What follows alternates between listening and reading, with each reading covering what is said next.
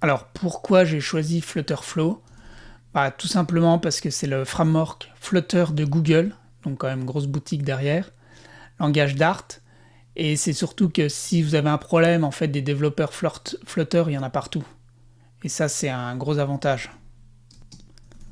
Alors ce que je recherchais, c'était gagner du temps avec du no-code. Là on peut plus s'en passer, on gagne vraiment beaucoup de temps, y a rien à dire, hein. Ça c'est dur de le dire en tant que développeur.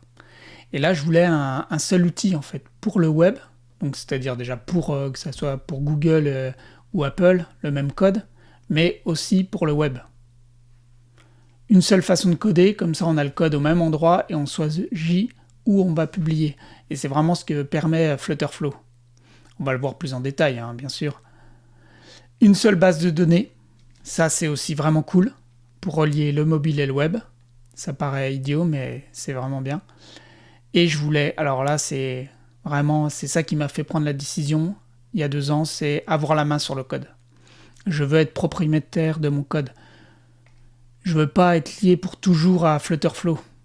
Je veux pas être bloqué par des abonnements comme plein d'autres concurrents font. C'est-à-dire que là, quand on a fait son appli, on peut télécharger le code, on peut la mettre sur Git. Enfin bon, on est propriétaire. Moi, je la livre au client. Hop, fini. Si demain je meurs, le client il a le code, il appelle un développeur Flutter et c'est parti. Même si le nouveau développeur connaît pas Flutterflow, il a quand même son code.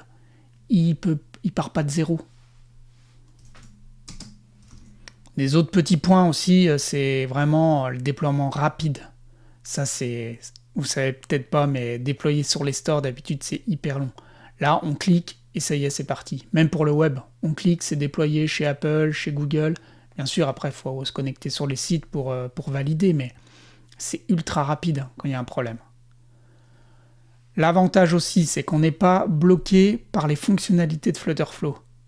On peut quand même ajouter son propre code, ses propres fonctionnalités, et ça justement, si on parle avec des développeurs Flutter qui ont pondu du code qui n'est pas encore présent dans Flutterflow, hop, on peut copier-coller et faire ce qu'on appelle une custom function. Mais on reviendra, mais ça c'est aussi le point intéressant. Bien sûr, c'est, comme vous le savez peut-être, c'est connecté avec Firebase de Google, c'est-à-dire c'est la base de données. Donc hyper pratique, prix intéressant, on verra en détail, mais ça aussi ça a été le choix. C'est du no-code aussi, et c'est du NoSQL, ça s'appelle. On peut connecter des API, comme N8N bien sûr, et toutes les API style ChatGPT, de OpenAI. Et ça aussi c'est essentiel. Mais ça je pense que la plupart des concurrents le font aussi. Et là aussi, gros point, c'est la documentation. Vous verrez dans l'outil, il y a toujours des petits i pour des infos. On clique, on peut avoir déjà une petite description, mais surtout, il y a une documentation de fou en texte, mais en vidéo. Et c'est vraiment hyper important. La communauté, alors là, il y a un super groupe où on pose des questions, on a des réponses, tout le monde s'entraide, ça c'est top. Et il y a aussi, en bas à droite de Flutterflow, du support, il y a vraiment l'équipe derrière. Donc là, c'est pas réactif en une heure, déjà ils sont aux États-Unis, mais ça aussi, moi, quand j'étais vraiment bloqué et que je trouvais pas la réponse, j'ai pu les contacter. Ça aussi, c'est un point de décision qu'il faut bien regarder dès le début. Donc voilà un peu tous les points qui m'ont fait prendre la décision de Flutterflow. Allez, c'est parti pour la prochaine vidéo.